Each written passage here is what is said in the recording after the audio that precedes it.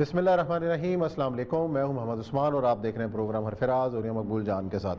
ناظرین، حکومت نے ایک بار پھر ناراض بلوچوں کو منانے کا کام شروع کر دیا اور آج حکومتی وزیر فواد چوہدری صاحب نے اعلان کیا کہ اس کے لیے کوششیں شروع ہو چکی ہیں۔ کل وزیر اعظم عمران خان صاحب گوادر میں تھے، انہوں نے بھی اس بات کا اشارہ دیا اور کہا کہ بلوچستان کی ترقی پاکستان کی ترقی ہے۔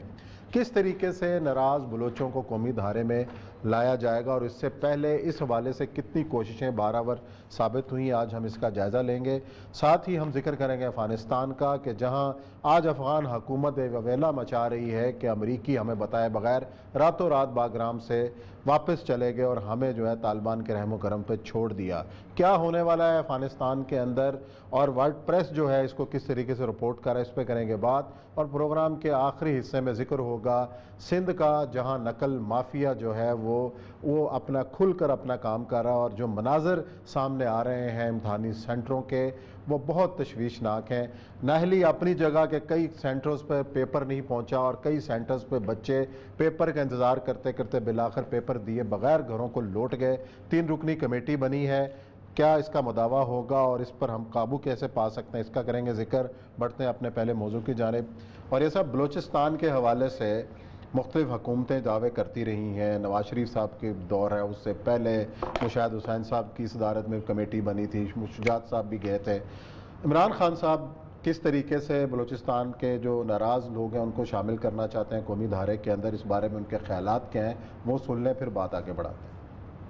بلوچستان کے لوگوں کو کبھی فکر نہیں ہمیں ہونی چاہیے تھی کہ انسرجنٹس آ گئے ہیں یا یہ جو تحریک میں لگے ہوئے ہیں۔ میں ویسے سوچ رہا ہوں ان سے بھی بات کرنے کا، ہو سکتا ہے کہ ان کو پرانے زمانے میں استعمال بھی ہوں، دوسرے ملکوں سے ہندوستان ان کو استعمال کرے انتشار پھیلانے کے لیے، لیکن اب تو وہ نہیں ہے حالات۔ بلوچستان کے لوگوں سے واقعی انصاف نہیں ہوا، وہ پیچھے رہ گئے۔ سینٹر نے بھی انصاف نہیں کیا، بلوچستان کے اپنے سیاستدانوں نے بھی اس سے انصاف نہیں کیا۔ آج پاکستان ادھر نہیں پہنچا جدھر پہنچنا چاہیے تھا، کیونکہ وہ ان کے مقاصد اور تھے۔ جی، اور یہ صاحب وزیر اعظم صاحب کہہ رہے ہیں کہ بلوچستان کے لوگوں سے انصاف نہیں کیا گیا، تو جس کی وجہ سے یہ حالات دیکھنے کو ملے۔ ہر حکومت یہ کہتی ہے، ہر حکومت کہتی ہے قومی دھارے میں ہم واپس لائیں گے، کیوں نہیں آتے پھر قومی دھارے میں؟ ہم کیوں ایک بات کو اکنالج نہیں کرتے کہ یہ ایک فکرہ ہے نا عمران خان صاحب کا، اب وہ حالات نہیں رہے۔ کیا ہو گیا؟ کیا میں بتاتا ہوں۔ وہ حالات مطلب اشارہ کس کی طرف؟ اشارہ یہ ہے کہ افغانستان بدل گیا ہے۔ آپ مجھے بتائیے 1 2 3 4 انسرجنسیز ہیں بلوچستان کی۔ سب سے پہلے تھی 1948 کی، ٹھیک ہے۔ خان آف کلات نے جس وقت پاکستان میں شامل ہونے کا اعلان کیا تو اس کا بڑا بھائی تھا پرنس عبد الکریم، ٹھیک ہے۔ وہ وہاں سے نکلا اور افغانستان بھاگ گیا، جہاں اس کو مہمانی ملی اور زبردست طریقے سے اس نے وہاں پر اپنا کیا اور انسرجنسی شروع کی۔ مستونگ ان کا ہیڈ کوارٹر تھا، صحیح۔ اور BSU بلوچستان اسٹیٹ یونین جو تھی اس کے حوالے سے اس نے بات کی، لیکن زیادہ چل نہیں سکی۔ اس کی بنیادی وجہ تھی کہ افغانستان بذات خود چاہتا تھا کہ بلوچ ایریا کی بجائے پشتون ایریا پہ کنسنٹریٹ کریں، اسی لیے تمام تر جو موومنٹ تھی وہ پشتون ایریا کے ساتھ کنسنٹریٹڈ رکھی گئی، اور وہ بھی خاص طور پہ اس علاقے کے جس کو آج کل ہم KPK کہتے ہیں۔ صحیح۔ اسی لیے ہم جب بچپن میں تھے تو ہم کہتے تھے کہ بلوچستان جو ہے وہ جو پشتونستان ہے یہ بنیادی طور پر اسی علاقے میں بنے گا، اور وہ کہا کرتا تھا ولی خان جو تھا کہ مارگلا کی پہاڑیوں سے ہمارا وطن شروع ہو جاتا ہے، دا افغان وطن تھی۔ ایک نعرہ پھر اس کے بعد دوسرا چلتا تھا، دا بولانا تا چترالا پشتونستان دی پشتونستان، کہ بولان سے چترال تک ہم پشتونستان بنائیں گے۔ تو وہ چونکہ یہ بلوچ ایریا تھا تو زیادہ اس کی بات نہیں ہو سکی۔ 61 میں ایک بندہ تھا نواب خیر بخش مری کے علاقے کا، اس کے ٹرائب کا، لیکن بجرانٹ قبیلے کا تھا، اس کا نام تھا شیر محمد مری۔ شیر محمد مری جو تھا وہ انٹلیکچوئل قسم کا ایک جسے کہتے ہیں کمیونسٹ تھا، خود خیر بخش مری تھا سٹالنسٹ تھا، اور سمجھتا تھا کہ سٹالن جو ہے اس نے جس طرح انقلاب لایا وہ لے کے آئے۔ 1920 میں یہ بیج بویا گیا تھا، باکو میں آل نیشنز کانفرنس بلائی تھی کمیونسٹ روس نے کہ ہمیں کیسے انقلاب لے کے آنا ہے، اور اس میں پہلا بلوچ وفد جو تھا جس میں کھتران تھے، ایک دو اور لوگ تھے جو شامل ہوئے تھے، اور آج بھی اس کا جو نواب بگٹی کا جو بھانجا ہے کھتران جو ہے وہ اس کے دادا میں خیال اس میں شامل ہوئے تھے۔ یہ دو موومنٹس کچھ زیادہ اس میں نہیں ہوئی، لیکن اس کے ساتھ اس 61 کی موومنٹ کے اندر ایک اور موومنٹ نے ساتھ تک نتھی ہو گئی، اور وہ تھی جب ہم تجربے کرتے ہیں، اور وہ تھی 1 یونٹ کی موومنٹ۔ صحیح۔ اور 1 یونٹ کے خلاف اللہ مینگل بھی شامل تھے، باقی لوگ بھی شامل تھے، باقی تمام اکائیاں جو تھیں وہ بھی شامل ہوئی کہ یہ آپ نے کیوں بنا دیا۔ اس کے اوپر سہروردی کا بہت بڑا آرگومنٹ تھا، کیونکہ یہ ایوب خان نے نہیں کیا، ہم ہر کھاتے میں نا اس میں ڈال دیتے ہیں۔ یہ بیسیکلی پروونشل گورنمنٹ سہروردی صاحب نے اور ہماری سیاسی قوت نے کہا تھا کہ 2 علیحدہ یونٹ ہیں، ایک مشرقی پاکستان ہے، ایک مغربی پاکستان، دونوں کو بیلنس اسے رکھا جاتا ہے کہ دونوں کو پیرٹی پہ ایکویٹ کر دو، دونوں کے ووٹ برابر کر دو، اور یہاں سارے انہوں نے اپنے ووٹ برابر کرنے کے لیے سارے صوبے اکٹھے کر دیے۔ اس کو پھر یحییٰ خان نے آ کے توڑا تھا، یحییٰ خان نے صوبے بنائے تھے۔ آخری جو موومنٹ جو شروع ہوئی ہے تو وہ شروع ہوئی ہے 1974 میں۔ ٹھیک۔ 74 کی موومنٹ کے وقت آپ کے خلاف تھی پوری کی پوری افغان گورنمنٹ، اور سارے کے سارے جو تھے لوگ وہاں چلے گئے تھے اور وہاں سے آ کے حملہ کرتے تھے۔ تمام تر انسرجنسیز ہوتی تھی، کچھ اپنے یہاں پر، لیکن مری بھی اور بینگل بھی اور باقی سوائے بگٹی ٹرائب کے اور کچھ اور ٹرائب وہ یہاں رہ گئے تھے۔ اسی طرح افغانستان وہاں سے بھی اپنا کیا نام تھا اس کا، اور جو شاعر تھا فیمس، اور جو ہے بہت مشہور ان کا لیڈر تھا، وہ بھی وہاں چلا گیا، تو اس کا بیس تھا، وہ آ کے تقریریں بھی کیا کرتا تھا، تو وہ سب وہاں چلے گئے۔ 74 75 76 77 تک کے وہاں رہے۔ کل ہم بات کر رہے تھے کہ ضیاء الحق آیا، اس نے عام معافی کا اعلان کیا، اس میں لوگ آ گئے، لیکن کچھ لوگ ایسے تھے جو وہاں رہ گئے، واپس نہیں آئے۔ واپس 1979 میں جب روس آیا تو ان لوگوں کی مہمانی وہاں شروع ہو گئی۔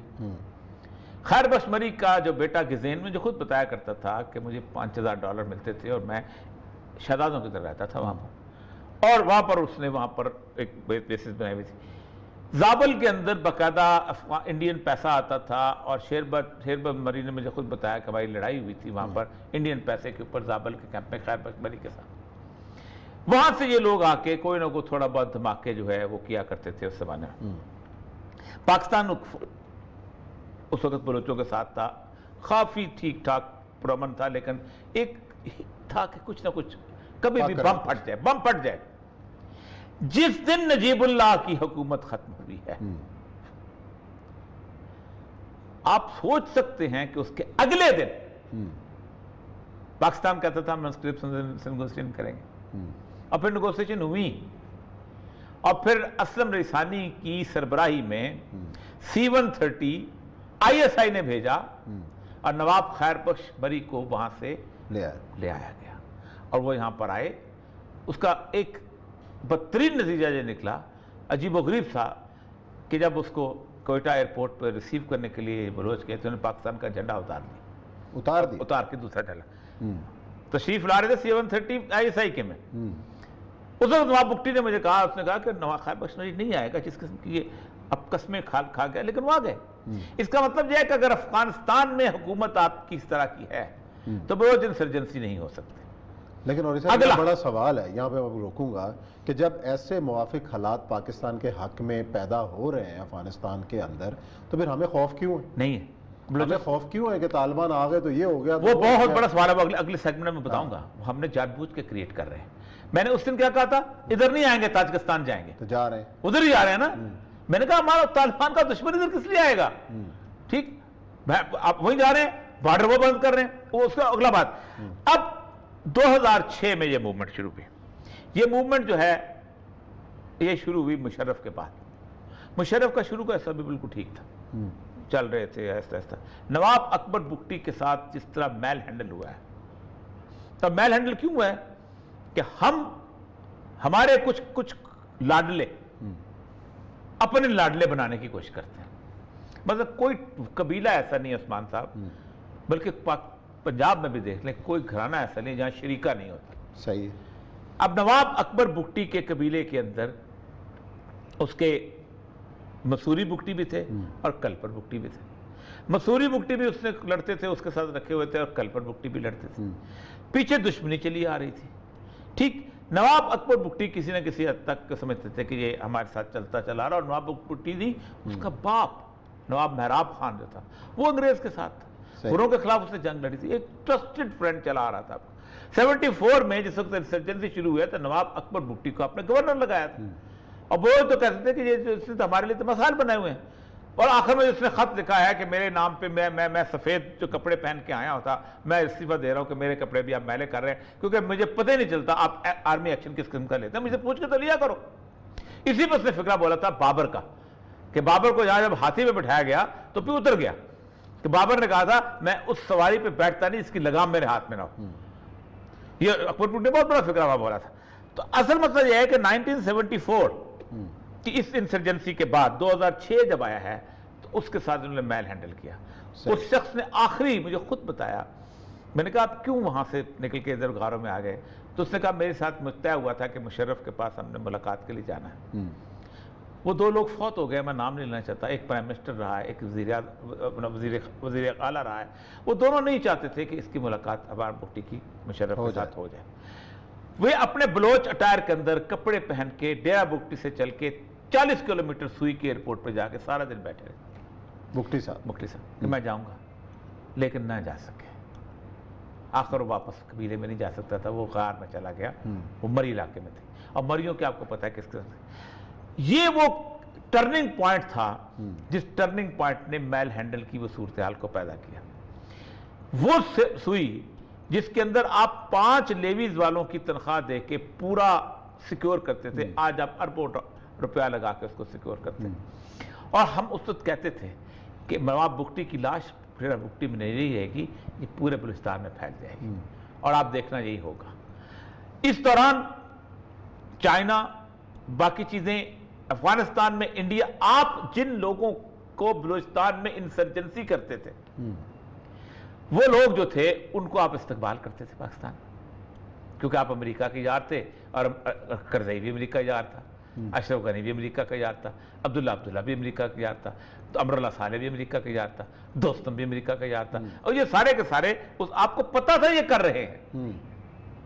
اس سارے سینیریو کے اندر آج کیوں آپ کو عسکری سند یاد آ رہے ہیں؟ آپ کو پتا ہے کہ کل طالبان کی حکومت وہاں آ گئی, ایک عسکری سند افغانستان نہیں رہ سکے. اچھا, لیکن شرط جو عائد کی گئی ہے کہ ایسے عناصر جو بھارت سے رابطے میں نہیں ہیں, ہاں, کیا بلوچ کو آپ ڈیفرینشیٹ کر سکتے ہیں کہ کون بھارت سے یہ رابطے میں, اگین ایک غلطی کریں گے, یہ یقین غلطی کریں گے. میں آپ کو بتاؤں, میں جب وہاں پر تھا مجھے پتا تھا کہ 74 کے اندر کون کون بھارت میں رابطے میں تھا.